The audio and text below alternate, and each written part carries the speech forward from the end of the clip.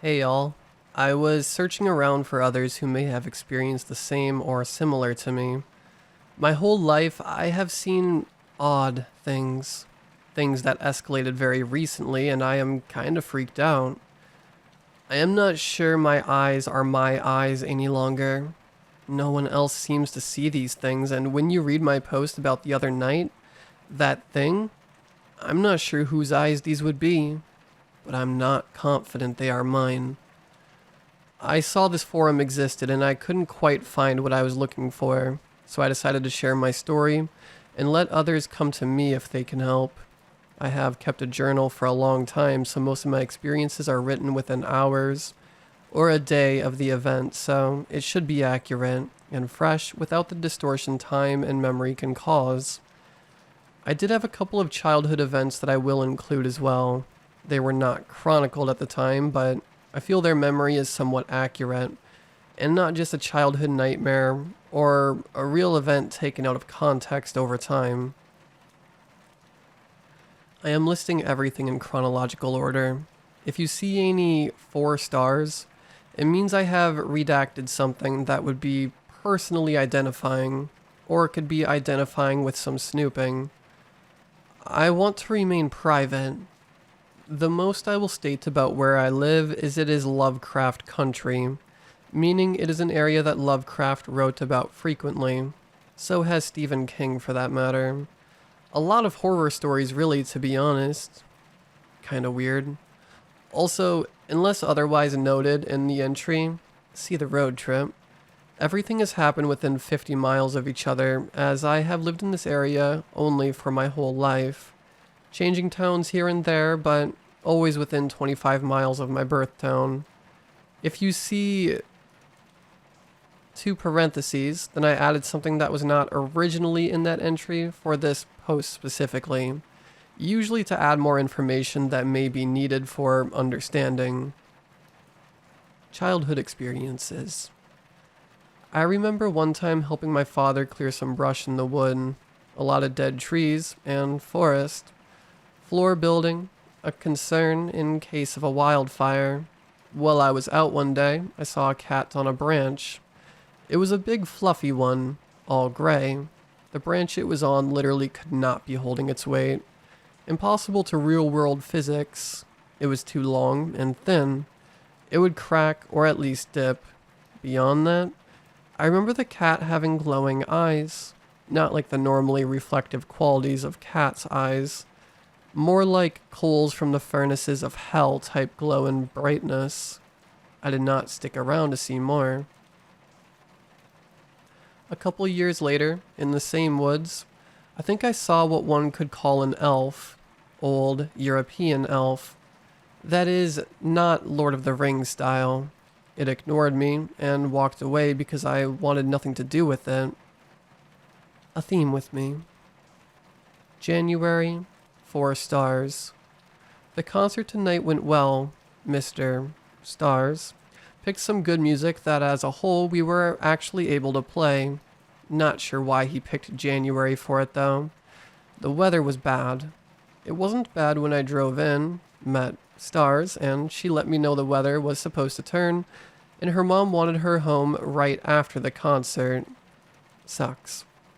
While waiting for everything to start, got a new record in Snake. Tim still can't read music, so he was relegated to the bass drum. He actually did well. He's growing up. Sam nailed the timpani and xylophone. She would probably be section leader, and not me if she had the dexterity for the snare and could play set. As it was, the rest did alright. I messed up a couple of places, but recovered well, and I nailed the anvil part of Song of the Blacksmith. Gustav Holst, Suite in F, Movement 3. The ride home is where it got weird. I left the school, and before I got to the top of Stars Hill, it was completely a whiteout. I never drove in something like this before, so I went slow, but I got so confused because everything was the same. I could only see a few feet in front of the car, and no lights from the houses made it through. General explanation of this next part, as it would not be clear if I left it as is. My town was expansionist. and had multiple developments, which are streets that are segmented out and developed by a single contractor to sell or lease to new homeowners. Several of these developments linked streets that were otherwise not linked prior except by the main road. I turned onto the wrong road because it was so bad. I couldn't even tell it wasn't my street and had to do a couple of circles to find the development linking that street to my street, as I couldn't even find my way back to the main road. After I finally got onto Stars Street, things got weird. I saw a light, but I shouldn't have. The snow was so bad that I couldn't even see my headlights, and yet I could see a light that was definitely off the streets. It wasn't a light, though. Snow didn't seem to touch this. I could see it reflected in the snow around it, so it wasn't in my car or a reflection in my windshield or something. It was kind of like the Cheshire Cat, a floating face of blue light. It wasn't originally looking at me, but it moved its attention, and when it saw me looking at it from my now stopped car, it looked startled for a second, then disappeared. Just turned off like someone flipped a switch. That's it. I made it home a few minutes later, and now I'm writing this. The face wasn't overly detailed, just a mouth and eyes. I saw it at an angle, but it did turn slightly to it was more directly visible to me. It was about 3 feet off the ground, I think. I don't know if it had a body, I just couldn't see. Stars also smoked some weed before the concert, so I don't know if I got a secondary high or something and it was a hallucination, but given other past experiences, I doubt it. October 24th, Stars. Road trip with James as planned. He promised a road trip to his hometown would be worth it, but don't know why anyone would want to go to Stars, but whatever. I wasn't doing anything else and James is okay to hang out with. Not sure about worth it, but there are a lot of memories made. He doesn't have a car, so I picked him at the university, and found out Darren and Jeff were going too. Not a problem, I had room. My first stop was at my parents' house, grabbed some food, and grabbed some stuff from my old room for the weekend. You'd think at this point I'd have everything I cared about or needed from them, but I seem to remember something else every week. After we left there, we hit the interstate and started a drive that was longer than I expected. I didn't realize it was going to be 3 hours to get there. I hate Stars, the state I live in. In the car, I learned several new things. Apparently, James is a psychic vampire and likes to hang out with me because I always have an overabundance of good energy. He's good people, but really weird. I also learned Darren was planning to go into experimental medicine. I never knew what his major was, but apparently, he was doing a dual degree in engineering and pre-med. I hope we remain friends. Spoilers, we didn't.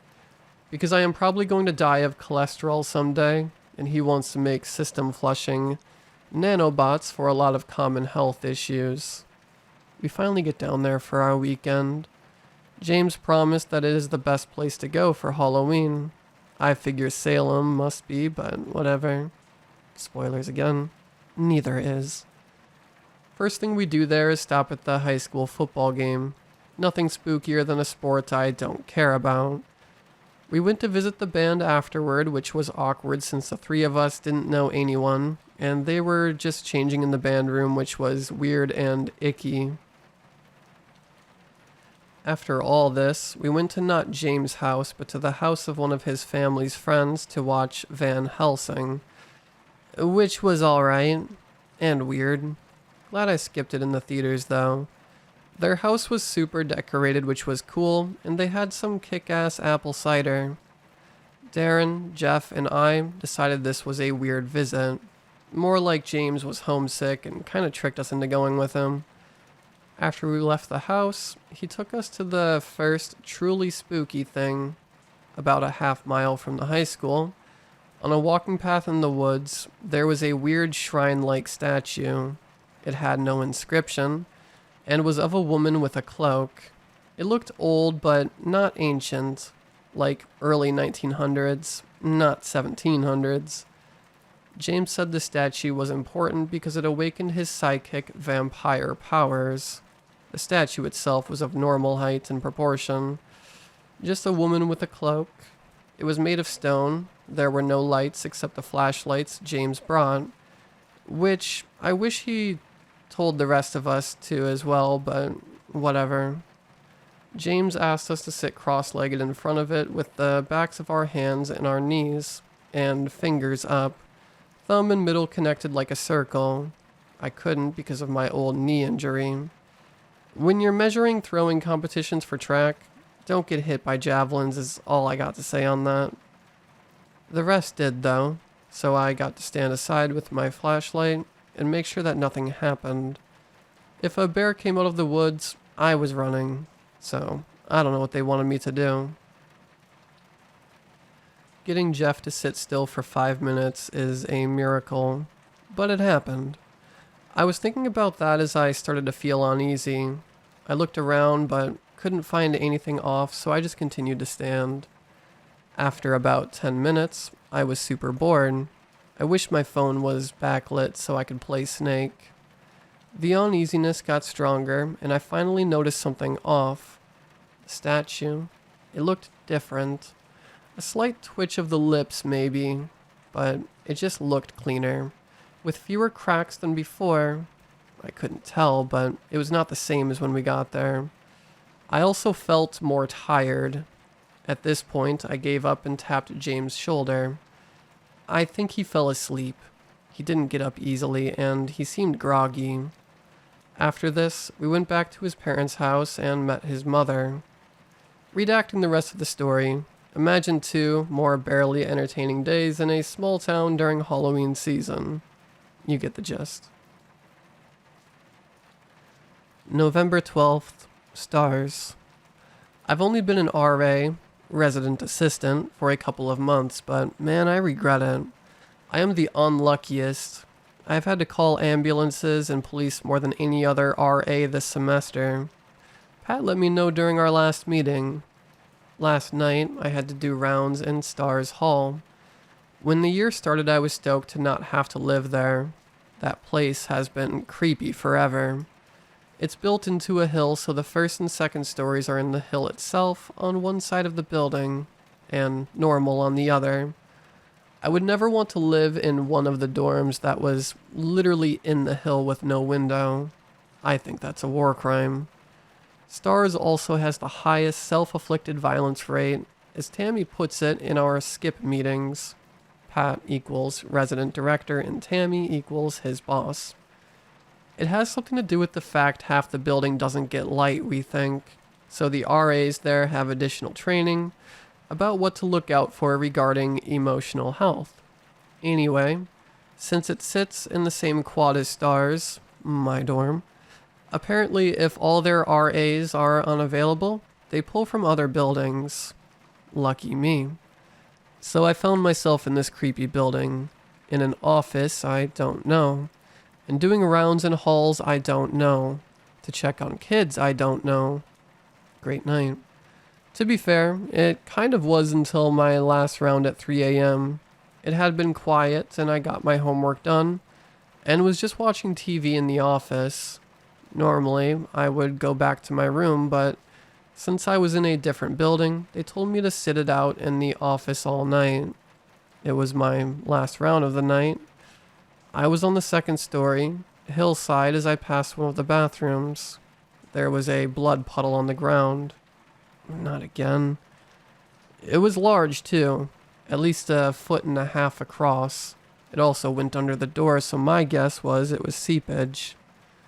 I knock on the door and warn them I am going to open the door. I have to do this, as it's off-gender. No response, so I opened it up. More blood on the ground.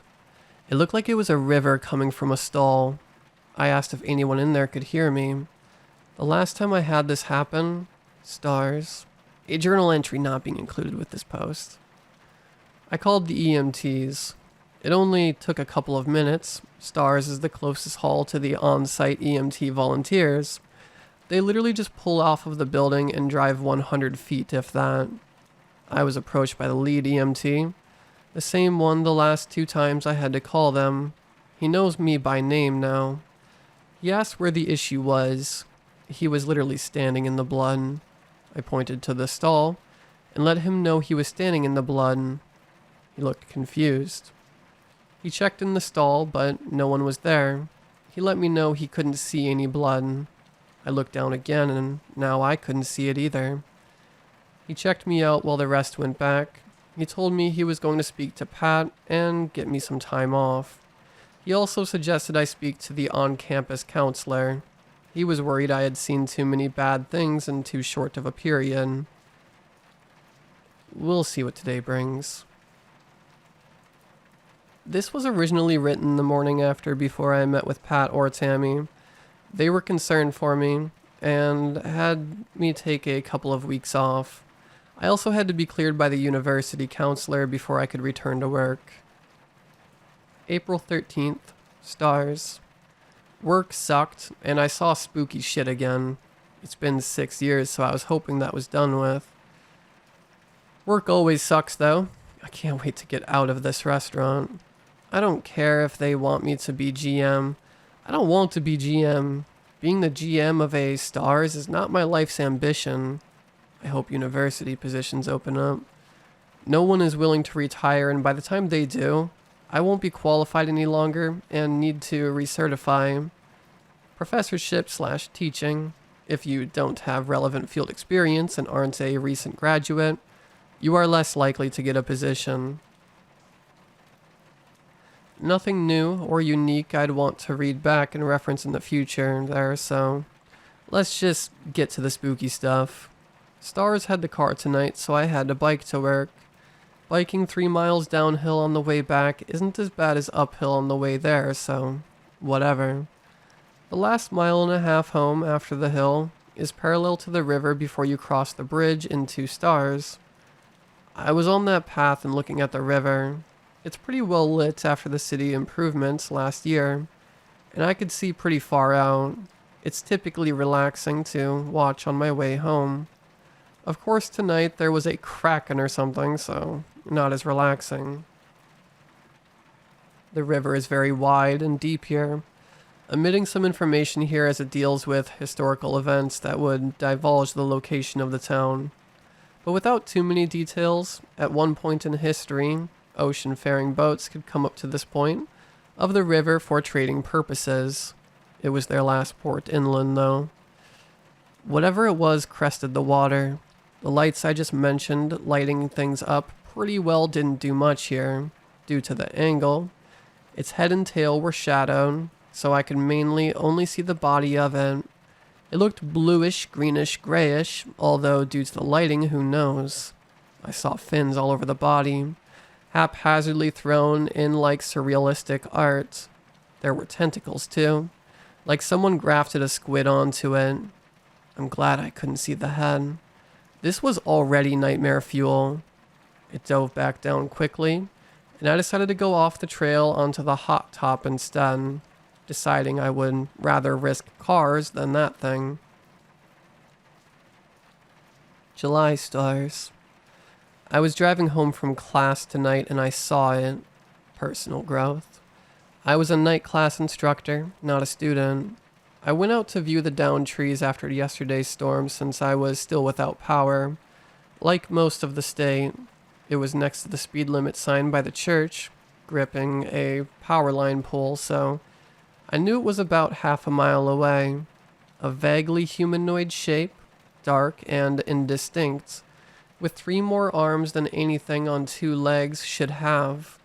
The face was unclear except for amazingly white pupilless eyes, bright like bleached teeth, power coruscated up its arms, white and blue electricity feeding to where its face should be. Based on where I saw them in comparison to the sign, it was next to, and the distance, I think it was between 14 and 18 feet tall. I noped and backed out. I'm glad this shit only happens every few years now, but I would rather it be done. No one else sees these things. Why me? 6/6/2022. I was driving home late at night with my wife after visiting some friends. I want to say around 11 p.m. or so, but that's a little fuzzy. We weren't really checking the time. I saw something in the road. I don't know what. I got the impression it was bipedal and large. It was either black or so dark it would be indistinguishable at night. By large, I mean tall and thick, long legs, 2 long arms, and a chest that would put a mature oak to shame. I did not get the impression of any hair on it. It felt sharp, not fuzzy around the edges like you might get with something furry. It didn't light up correctly in my headlights, almost like the light didn't want to touch it. You would think that with the supernatural events I have seen from the road, I would be more cautious, but I wasn't. I probably shouldn't be too hard on myself. Events like this are rare and years apart. It's easy to get complacent. I swerved to miss the thing and hit a tree. I checked back to see if it would involve itself in our accident further, but it was completely gone. Not a trace. We weren't going too fast, so all that happened was some body damage to the car, a shattered windshield due to some branches, and us being knocked around a bit. There was something mechanical with the engine as well. The shop is going to look tomorrow, but I couldn't get it to turn over again, so we couldn't drive off. Wife was okay, but her phone was thrown free from the car. She had been using it when this all happened, so she didn't see it either. I ended up telling her it was a deer in the road. She found her phone, but the screen was shattered, as it hit the same tree we did. Mine didn't fare better in my pocket as I was slammed around in my seat. My airbag did not deploy, and I was pretty lucky to just bang around a bit. It did aggravate my knee to the point I couldn't walk, though. And with both our phones out of commission, it meant she had to walk to the gas station, which was a quarter mile or so. I wasn't worried about the thing going after her. It disappeared, and none of these other things I had seen before seemed interested in attacking people. After she was gone, I heard it though. A voice called to me. I can't describe it. The sounds it made had never existed before it had made them. And the words don't exist to describe them. If you have read The Color Out of Space by H.P. Lovecraft, you will know that sometimes you simply can't describe something. Imagine a color that has never been seen before and try to describe it. You won't be able to.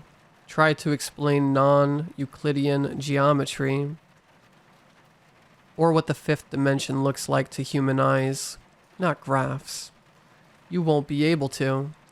There are concepts your mind just can't process because it wasn't built for them. These sounds, this voice was among them.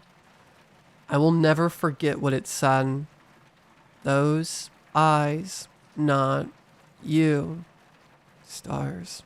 Reclaim glorious agony, followed by madness-inducing laughter that was tinged with a color never seen by humans before. The geometry so alien Lovecraft couldn't conceive them either.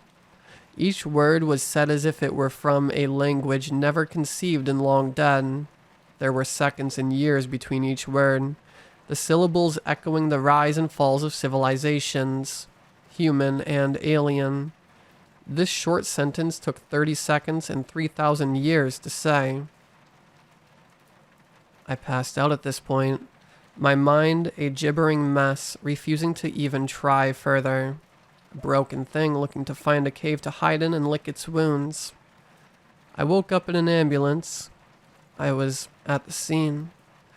I could see a wrecker getting in my car and my wife hovering with worry. I didn't feel great, but my mind wasn't shutting down to protect itself from intrusion any further, so I accepted that as a win and took a ride to the ER where they gave me the all clear. I decided, after this event, that it was time to tell my story. Most poignantly, it was because for the first time in my life, the story changed.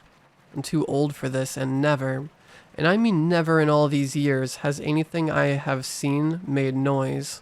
Never a splash, A creak, a groan, a mumble, a whisper. Nothing. A void of sound, but now they have a voice. I am terrified. I hope it's years, or never, before I see or hear something again. I need to find a place to post this and get the message out. End of entries.